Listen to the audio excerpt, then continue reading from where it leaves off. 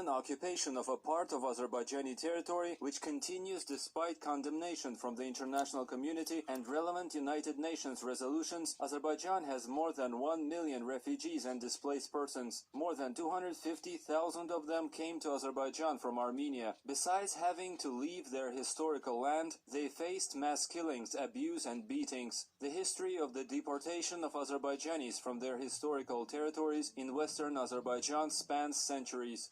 First Armenian settlers came to this region in the 19th century, and this was followed by the displacement of the indigenous Azerbaijani population, which gained a wide scale over the years. 150,000 Azerbaijanis were deported from western Azerbaijan in 1948-1953 and 250,000 in 1988. The drive to realize the absurd idea on establishing a monotheistic Armenia from sea to sea was fueled by growing hatred toward all other nations. Azerbaijanis faced the most hardship as they had sensed this horrid hate since their childhood. As a Turk, they called us Turks. I had sensed their attitude since I was 5.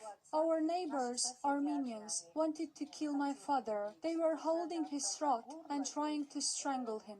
I was small at the time and couldn't figure out what they wanted from him. This was back in the 60s.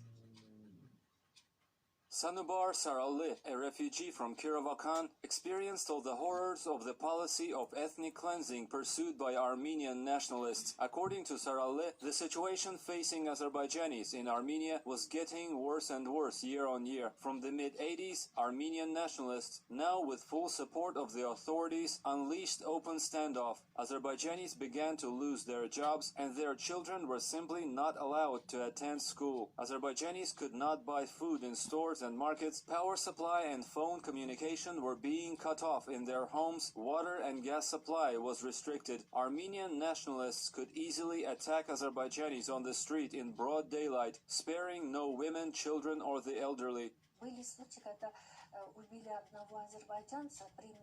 Once, I saw that an Azerbaijani, Telman Huseynov, was killed in Kirovakan. He was struck on the head by a crowbar. This was in 1988-89, and when he was killed, there was an Armenian there who was defending him, and that Armenian was also killed. 20 people from my family suffered from Armenian terror. They were both killed and captured. Sanubar Saralli witnessed the